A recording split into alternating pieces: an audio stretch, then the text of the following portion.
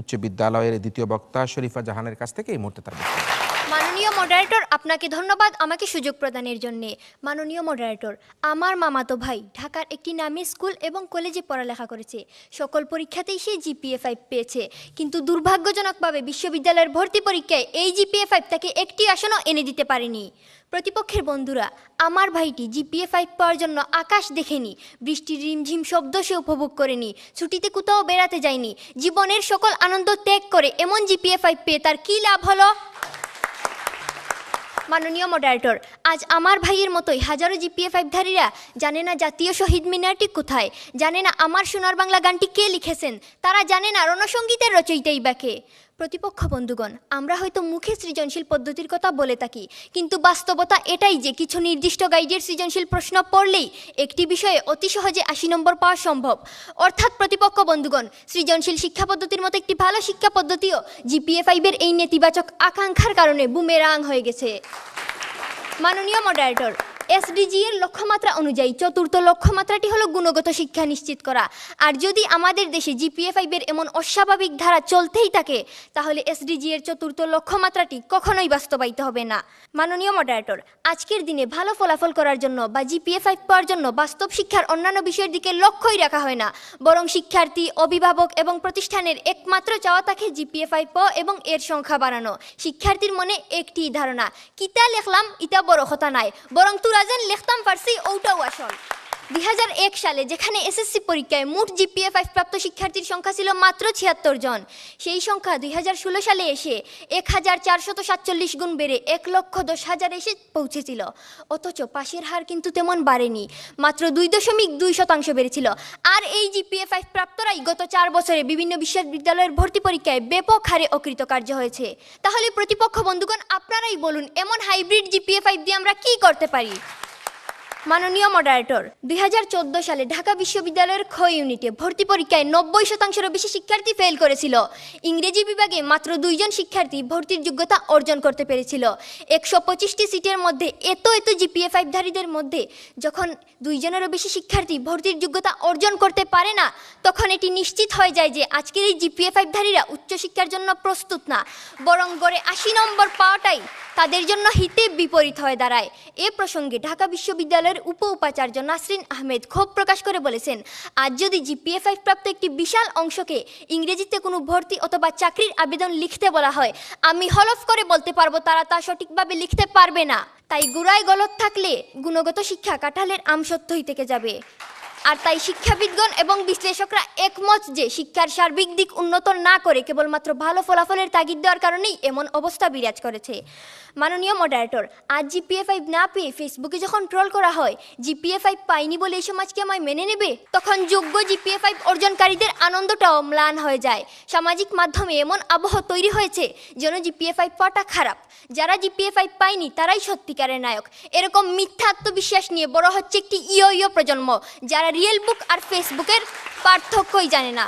বন্ধুরা, অসম প্রতিযোগিতার ভিড়ে হারিয়ে যাচ্ছে গতি, প্রযুক্তির অত্যাচারে ব্যাহত হচ্ছে প্রগতি, গুণগত শিক্ষার বদলে অসহায় জিপিএ 5-এর ঘাড়ে চেপেছে অগ্রগতি। জিপিএ 5-এর বাম্পার ফলন দিয়ে জাতির গুণগত উন্নতি সাধন হবে না, বরং ভবিষ্যৎ প্রজন্ম এতে দীর্ঘমেয়াদে ক্ষতিগ্রস্ত হবে। আর আমরা কি জিপিএ 5 দিয়ে কিছু কেতাগ্রস্ত কলুর বলদ চাই, যারা বিজ্ঞানে এ প্লাস পায় কিন্তু বিজ্ঞান মনস্ক হয় না, যারা ধর্ম ও নৈতিক শিক্ষায় এ প্লাস পায় অথচ নৈতিকতা শিখে না? অর্থাৎ প্রতিপক্ষ বন্ধুগণ, পরিশেষে এই কথাটি এসে দাঁড়ায় যে গুণগত শিক্ষার ক্ষেত্রে প্রধান বাধা হলো জিপিএ 5-এর প্রবল আকাঙ্ক্ষা। ধন্যবাদ মাননীয় মডারেটর, ধন্যবাদ উপস্থিত সবাইকে। আমরা এবার আহ্বান করছি আমাদের আজকের প্রতিযোগিতার মানিকনগর বালিকা উচ্চ বিদ্যালয় ঈশ্বরদী পাবনা থেকে আগত দলের দ্বিতীয় বক্তা মারিয়া ফারজানা প্রভাকে এই পর্যায়ে তার বক্তব্য প্রদান করেন। নেপোলিয়ান বোনাপার্টের মতে, আমাকে একটি শিক্ষিত মা দাও, আমি তোমাদের একটি শিক্ষিত জাতি উপহার দেব। সুতরাং একটি শিক্ষিত জাতি গঠনে একজন মা তথা একটি পরিবারের ভূমিকা অপরিসীম। ধন্যবাদ মাননীয় মডারেটর আমাকে সুযোগ প্রদানের জন্য। আজকে বিতর্কের বিষয় নির্ধারণ করা হয়েছে জিপিএ 5 পাওয়ার আকাঙ্ক্ষায় গুণগত শিক্ষার প্রধান অন্তরায়। সঙ্গত কারণে আমি এবং আমার দল এর বিপক্ষে অবস্থান করছি। মাননীয় মডারেটর, প্রথমেই প্রতিপক্ষ দলের যুক্তিখণ্ডন দিয়ে শুরু করছি। আমার প্রতিপক্ষ দলের বন্ধুরা বারবারই বলে যাচ্ছেন বিশ্ববিদ্যালয়ে ভর্তি পরীক্ষা সম্পর্কে, কিন্তু প্রতিপক্ষ দলের বন্ধুরা আপনারা নিশ্চয়ই বিতর্কের বিষয় সম্পর্কে অবগত নয়, কারণ এখানে উল্লেখ করা হচ্ছে গুণগত শিক্ষা সম্পর্কে। আপনারা এমন একটি উদাহরণ দিতে পারলেন না যে আমাদের গুণগত শিক্ষা নিশ্চিত করতে পারে। তাছাড়া প্রতিপক্ষ দলের বন্ধুরা আপনারা বলে গেলেন ঢাকা বিশ্ববিদ্যালয়ে চান্স পাওয়ার ক্ষেত্রে। প্রতিপক্ষ দলের বন্ধু আপনাদের নিকট প্রশ্ন রইল, কোনো শিক্ষানীতিতে কি উল্লেখ রয়েছে বিশ্ববিদ্যালয়ে ভর্তি হওয়ার মাধ্যমে গুণগত শিক্ষা নিশ্চিত হবে? প্রশ্ন রেখে যাচ্ছি, আশা করি উত্তর দিয়ে যাবেন। মাননীয় মডারেটর, জিপিএ-5 পাওয়ার আকাঙ্ক্ষা নয়, বরং অসচেতনতা এবং মূল্যবোধের অভাবই গুণগত শিক্ষার প্রধান অন্তরায়। প্রতিপক্ষ দলের বন্ধুরা বারবারই বলে যাচ্ছেন জিপিএ-5 পাওয়ার আকাঙ্ক্ষায় গুণগত শিক্ষার প্রধান অন্তরায়, কিন্তু প্রতিপক্ষ দলের বন্ধু 21শে জুলাই 2017 তারিখে মাধ্যমিক শিক্ষা উন্নয়নে নেয়া সেকেন্ডারি এডুকেশন সেক্টর ডেভেলপমেন্ট প্রজেক্টের সমীক্ষা অনুযায়ী দেখা যায় 35% শিক্ষার্থী সৃজনশীল প্রশ্নই বোঝে না। আবার গণিত বিষয়ে 51.7% শিক্ষার্থী, ইংরেজি বিষয়ে 8.2% শিক্ষার্থী এবং বিজ্ঞান বিষয়ে 33% শিক্ষার্থী মনে করে বিষয়গুলো খুবই দুর্বোধ্য। তাই তারা মুখস্থ নির্ভরশীলতার উপর ঝুঁকে পড়ে এবং গাইড ও কোচিংয়ের উপর নির্ভরশীল হয়। সুতরাং মাননীয় মডারেটর, আমরা এখানে প্রমাণ করলাম যে শিক্ষক এবং শিক্ষা প্রতিষ্ঠান অসচেতন, তারা যথাযথ শিক্ষা দিতে পারছে না। সুতরাং মাননীয় মডারেটর, আমরা এখানেই প্রমাণ করে গেলাম যে জিপিএ-5 পাওয়ার আকাঙ্ক্ষা নয়, বরং অসচেতনতা এবং মূল্যবোধের অভাবই গুণগত শিক্ষার প্রধান অন্তরায়। প্রতিপক্ষ দলের বন্ধু আসুন আমরা আমাদের শিক্ষা ব্যবস্থার দিকে তাকাই। ঢাকায় কিছুদিন আগে বেড়াতে এসে দেখলাম প্ল্যাকার্ড হাতে হাজারো শিক্ষার্থী দাঁড়িয়ে বিক্ষোভ করছে, আর তাদের প্ল্যাকার্ডে লেখা রয়েছে প্রশ্নপত্র হলে ফাঁস পড়ব কেন 12 মাস। সুতরাং মাননীয় মডারেটর, এক্ষেত্রে সরকার এবং প্রশাসনের অসচেতনতাই পরিলক্ষিত হয়। বিখ্যাত চীনা দার্শনিক কনফুসিয়াসের মতে শিক্ষক হবেন জ্ঞান এবং প্রজ্ঞার উৎস, তিনি হবেন একজন আদর্শ শাসক। প্রতিপক্ষ দলে বন্ধু আসুন বাস্তবতার দিকে তাকাই। শিক্ষকরা শিক্ষাকে একটি ব্যবসায় পরিণত করেছে, আর তারা শিক্ষাকে নিয়ে ব্যবসা শুরু করেছে। ক্লাসের বাইরে পড়েও তারা অতিরিক্ত টাকা আদায় করছে। এক্ষেত্রে শিক্ষকের চরম মূল্যবোধের অবক্ষয় পরিলক্ষিত হয়। তাই প্রতিপক্ষ দলে বন্ধুরা জিপিএ-5 পাওয়ার আকাঙ্ক্ষা নয়, বরং অসচেতনতা এবং মূল্যবোধের অবক্ষয় গুণগত শিক্ষার প্রধান অন্তরায়। মাননীয় মডারেটর, প্রত্যন্ত অঞ্চলের একটি শিশু বুকে বই জড়িয়ে ফসলের ক্ষেতের পাশ দিয়ে স্কুলে যাচ্ছে।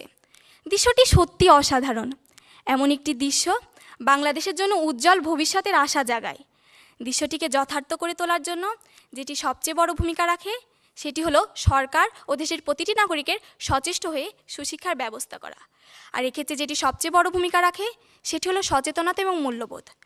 বাংলাদেশের প্রতিটি মানুষের মধ্যে সচেতনতা এবং মূল্যবোধ জাগ্রত হোক। ধন্যবাদ মাননীয় মডারেটর, ধন্যবাদ সবাইকে। ধন্যবাদ দ্বিতীয় বক্তা মার্জিয়া ফারজানা প্রভাকে। আমরা ফিরে এসেছি আমাদের আজকের এই প্রতিযোগিতার পক্ষ দলের দিকে। আহ্বান জানাচ্ছি পক্ষ দলের দলনেতা তাহসিনা রহমান ঋতুকে তার বক্তব্য উপস্থাপন করার জন্য। মাননীয় মডারেটর,